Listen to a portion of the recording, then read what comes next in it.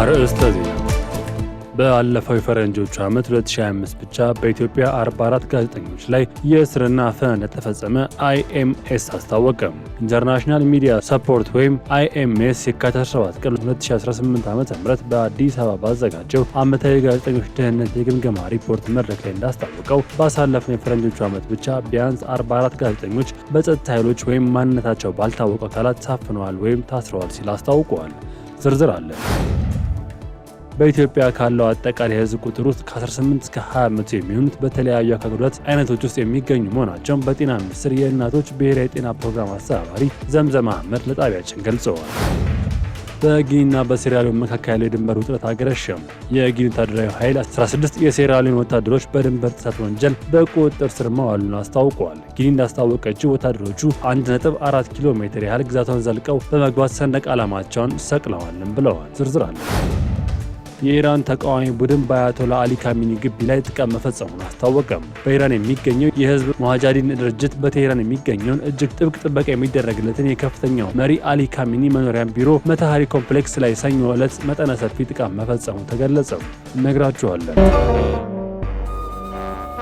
ውድ የሀገሬ ቲቪ ተመልካቾቻችን ለሰዓቱ የያዝናችሁ ዜናዎች ተጀምረዋል። ከዜናዎቹ ጋር ሚኪያስ ኃይሌ ነው።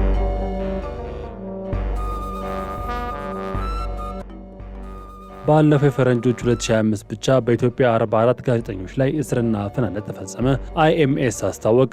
ኢንተርናሽናል ሚዲያ ሰፖርት ወይም አይኤምኤስ የካቲት 17 ቀን 2018 ዓ.ም በአዲስ አበባ ባዘጋጀው ዓመታዊ ጋዜጠኞች ደህንነት ግምገማ ሪፖርት መድረክ ላይ እንዳስታወቀው ባሳለፍነው የፈረንጆቹ ዓመት ብቻ ቢያንስ 44 ጋዜጠኞች በጸጥታ ኃይሎች ወይም ማንነታቸው ባልታወቁ አካላት ታፍነዋል ወይም ታስረዋልም ብለዋል። ይህ ሪፖርት በ2025 ዓ.ም በኢትዮጵያ ውስጥ ባለው የጋዜጠኝነት ደህንነት በጋዜጠኞች እየደረሰ ያለው ጥቃት በአይነትም መጠን እየጨመረ መምጣቱንና በማስረጃ ላይ የተመሰረተ የአካላዊ ጥቃቶች መበራከታቸውን እንዲሁም የዘፈቀደ እስር የጋዜጠኞችና የሚዲያ ተቋማት የሚያጋጥማቸውን የገንዘብ ስጋቶችንም አካተዋል። ግምገማው በጸጥታና ፖለቲካ በህግና በኢኮኖሚ ጫናዎች ላይ ያለውን አሰራር ክፍተት የሚያሳይ መሆኑም ተናግረዋል። በተለይም ግጭት ባለባቸው አካባቢዎች ለሚዲያ ባለሙያዎች በነጻነት ተንቀሳቅሰው መስራት እጅግ አስቸጋሪ እንደሆነ በሪፖርቱ ተገልጿል። ግምገማው በአዲስ አበባ በተመረጡ አካባቢዎች በ11 ክልሎች ላይ የሚገኙ ከ76 በላይ ጋዜጠኞች፣ የሚዲያ ባለሙያዎችና የሙያ ማህበራት መሪዎች ጋር በተደረገ ቃለ ምልልስና ያለውን ነባራዊ ሁኔታ በመከታተል እንዲሁም ተጨማሪ የመረጃ ምንጮችን በመዳሰስ የተዘጋጀ እንደሆነ የተገለጸ ሲሆን ይህን ሪፖርት ከባለድርሻ አካላት ጋር በማሳወቅ የፖሊሲ ማሻሻያዎችን፣ የጋራ ጥብቅና እንቅስቃሴዎችና መገናኛ ብዙሃን ሰፊ የስራ አውድን ለመጠበቅ የተቀናጀ እርምጃ ለመውሰድ እንደ ወሳኝ ማስረጃ ሆኖ ያገለግላልም ተብሏል።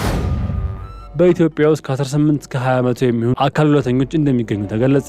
በኢትዮጵያ ካለው አጠቃላይ ሕዝብ ቁጥር ውስጥ ከ18 እስከ 20% የሚሆኑት በተለያዩ የአካል ጉዳት አይነቶች ውስጥ የሚገኙ መሆናቸውን በጤና ሚኒስቴር የእናቶች ብሔራዊ ጤና ፕሮግራም አስተባባሪ ዘምዘም መሐመድ ለጣቢያችን ገልጸዋል። ሀገሪቱ ካላት 130 ሚሊዮን ሕዝብ ውስጥ ይህን ያህል ከፍተኛ ቁጥር ያለው ማህበረሰብ አካል ጉዳተኛ መሆኑ ታሳቢ በማድረግ የጤና አገልግሎት አሰጣጥ አካታች ለማድረግ ሰፊ ስራዎች እየተሰሩ ይገኛሉ። እስካሁን ባለው ሂደት ግን አካል ጉዳተኞች ወደ ጤና ተቋማት በሚሄዱበት ወቅት በርካታ መሰናክሎች ሲያጋጥማቸው መቆየታቸውን አስታውሰዋል። ከነዚህ መሰናክሎች መካከል መስማት ለተሳናቸው ወገኖች የጤና አገልግሎት በሚፈልጉበት ወቅት የምልክት ቋንቋ ተርጓሚ ባለሙያዎች እጥረት መኖሩ፣ የጤና ተቋማት መጸዳጃ ቤቶች፣ መወጣጫዎችና የቅድመ ወሊድ ክትትል ክፍሎች በተሽከርካሪ ወንበር ወይም በክራንች ለሚንቀሳቀሱ አካል ጉዳተኞች ምቹ ያለመሆን እንዲሁም አይነ ስውራን የጤና መረጃዎችን ለማግኘት የሚያስችላቸውን የብሬል አገልግሎት እጥረት በዋነኝነት የሚጠቀሱ ናቸው ብለዋል። ጤና ሚኒስቴር እነዚህ ችግሮች ለመቅረፍ ልዩ ስትራቴጂ ነድፎ እየተንቀሳቀሰ ሲሆን አሁን ላይ የሚገነባው አዲስ ጤና ተቋማት ዲዛይናቸው አካል ጉዳተኞችን ታሳቢ ያደረገ እንዲሆንና ምቹ መጸዳጃ ቤቶች እንዲሁም መወጣጫዎች እንዲኖራቸው እየተደረገ ይገኛል። በተጨማሪም የጤና ባለሙያዎች የምልክት ቋንቋ እንዲሰለጥኑና አካል ጉዳተኞችን በስነ ልቦና መደገፍ የሚችሉበት አቅም እንዲገነባ እየተደረገ መሆኑን ወይዘሮ ፋጡማ ጠቁመዋል። ኢቨንት ማኔጅመንት የተሰኘ የትምህርት ዘርፍ ሊከፈት መሆኑን ኢንስቲትዩቱ አስታወቀ። ኢትዮጵያ ቱሪዝም ኢንስቲትዩት በመጀመሪያ ዲግሪ ኢቨንት ማኔጅመንት የተሰኘ ትምህርት ሊጀምር መሆኑን አስታወቀ። በኢትዮጵያ የተስፋፋ ያለውን የኮንፈረንስ ቱሪዝም ጋር ተያይዞ የትምህርት እንዲጀመር ምክንያት እንደሆነም የኢትዮጵያ ቱሪዝም ኢንስቲትዩት ምክትል ዳይሬክተር ይታሰብ ስዩም አስታውቀዋል። ዘርፉ እንደ ሀገር የነበረ እንዲሁም በሀሳብ ደረጃ ሲነሳ የቆየ ቢሆንም ካለፈው 2017 ዓ.ም ጀምሮ ወደ ትግበራ በመገባቱ ለሀገር የምጣኔ ሀብት እንቅስቃሴ ጉልበት መሆን እንደቻለም ምክትል ዳይሬክተሩ ተናግረዋል። ኢንስቲትዩቱ ከቅድመ ምረቃ መርሃ ግብር ውጭም የተለያዩ የአጭር ስልጠናዎችን በማዘጋጀት በዘርፉ ላይ የሚሰማሩ ባለሙያዎች ለመጨመር ጥረት ያደረገ ስለመሆኑም አስታውቀዋል። የቱሪዝም ዘርፍ በርካታ ስራዎች ሊሰሩበት የሚገባ ስለመሆኑም ጠቁመዋል። ዘርፉ በቀጥታ ስራ የፈጠረላቸው ዜጎች ከ2 ሚሊዮን የማይበልጥ መሆኑንም ጨምረው አብራርተዋል። በጊኒና በሴራሊዮን መካከል ያለው የድንበር ውጥረት አገረሸም።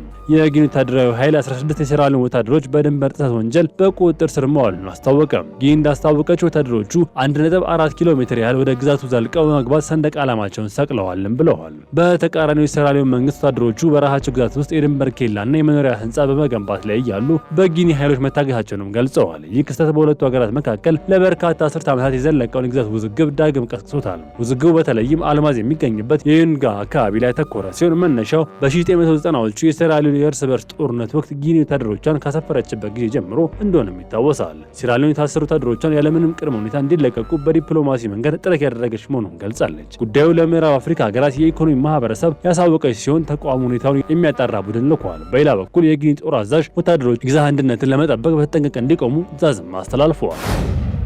የኢራን ተቃዋሚ ቡድን አያቶላ አሊ ካሚኒ ግቢ ላይ ጥቃት መፈጸሙን አስታወቀም። የህዝቡ ሙሃጅሪን ድርጅት በቴህራን የሚገኘውን እጅግ ጥብቅ ጥበቃ የሚደረግለት የከፍተኛ መሪ አሊ ካሚኒ መኖሪያ ቢሮ ሞታሃሪ ኮምፕሌክስ ላይ ሰኞ ለመጠነ ሰፊ ጥቃት መፈጸሙን ገለጸ። እንደ ቡድኑ መግለጫ በጥቃቱ ከ250 በላይ ታጋዮች ተሳተፉ ሲሆን ከኢራን አብዮታዊ ዘብ ጋር በተደረገ ከባድ ውጊያ ከ100 በላይ ታጋዮች መገደላቸውን፣ መቁሰላቸውን ወይም መታሰራቸውንም አስታውቀዋል። ጥቃቱ የተፈጸመው ንጋት ላይ ሲሆን በቴህራን እምብርት የሚገኘው በዚህ ግቢ ውስጥ የፍንዳታ ድምጾች መሰማታቸውን የመንግስት ደጋፊ ሚዲያዎች አረጋግጠዋል። ይህ ጥቃት የተፈጸመበት ግቢ የካሚኒን ቢሮ ጨምሮ የልጃቸው መኖሪያና ሌሎች ስትራቴጂካዊ መንግስት ተቋማት የሚገኝበትም ነው። ድርጅቱ የተገደሉ የታሰሩ አባላት ዝርዝር ለተባበሩት መንግስታት ድርጅት የሰብአዊ መብት ተሟጋች መላኩንም ገልጸዋል። ተንታኞች እንደሚሉት እንዲህ ያለ የተቀናጀ ጥቃት በቴህራን እምብርት ላይ መፈጸሙ በተቃዋሚ ቡድን ዘንድ ያለው የላቀ ወታደራዊና ድርጅታዊ አቅም የሚያሳይ ነውም ተብሏል። በአሁኑ ወቅት የኢራን ጦር ኃይሎች በከፍተኛ ዝግጁነት ላይ ይገኛሉ ሲል አሶሺየትድ ፕሬስ ዘግበዋል። ዩክሬን ከአውሮፓውያን አጋሮቿ ጋር የ950 ሚሊዮን ዶላር ወታደራዊ መሳሪያዎች ስምምነት ተፈራረመች። አራት የዩክሬን መከላከያ ተቋማት ከዴንማርክ፣ ከፊንላንድ እና ከላቲቪያ ኩባንያዎች ጋር የ950 ሚሊዮን ዶላር ግምት ያለው ወታደራዊ መሳሪያዎች የጋራ ማምረት ስምምነት ተፈራረሙ። ይህ ከዩክሬን ጋር ይገንቡ በሚል መሪ ቃል የተፈረመው ስምምነት በዋናነት ሰው አልባ አውሮፕላኖችን ወይም ድሮኖችን በጋራ ማምረት ላይ ያተኮረ መሆኑን ፕሬዚደንት ቮሎዲሚር ዜሌንስኪ አስታውቀዋል። እንደ ዩክሬን መከላከያ ኢንዱስትሪ ምክር ቤት መግለጫ የ800 ሚሊዮን ዩሮ ወይም 950 ሚሊዮን ዶላር ዋጋ ያለው ይህ ስምምነት በአየር ላይና በምድር ላይ የሚንቀሳቀሱ ድሮኖችን ለማምረትና ምርቶችንም ወደ አውሮፓ ገበያ ለማስፋፋት ያለመ ነውም ተብሏል። ፕሬዚዳንት ዜሌንስኪ ይህ አጋርነት ራሱን የቻለ የአውሮፓ መከላከያ ኢንዱስትሪ መሰረት ለመጣልና የጋራ ደህንነት ለማጠናከር እንደሚረዳም ገልጸዋል። በተያያዘ ዜና በዩናይትድ ኪንግደም የዩክሬን አምባሳደር ቫላሪ ዛልጁኒ የመጀመሪያ የዩክሬን ድሮን አምራች ፋብሪካ በብሪታንያ ምድር ስራ መጀመሩን ይፋ አድርገዋል። ይህ እንቅስቃሴ ዩክሬን ከምዕራባውያን አጋሮቿ ጋር ያላትን ወታደራዊና ቴክኖሎጂ ትስስር ይበልጥ የሚያጠናክር መሆኑን ተመላክቷል። ስምምነቱ ከጦርነት በኋላ ለሀገሪቱ የውጭ ንግድ ከፍተኛ ፋይዳ ይኖረዋልም ተብሎ ይጠበቃል። ውድ የሀገሬ ቲቪ ተመልካቾቻችን ለሰዓቱ የያዝላችሁ ዜናዎች ተጠናቀዋል። ቸር ቆዩ።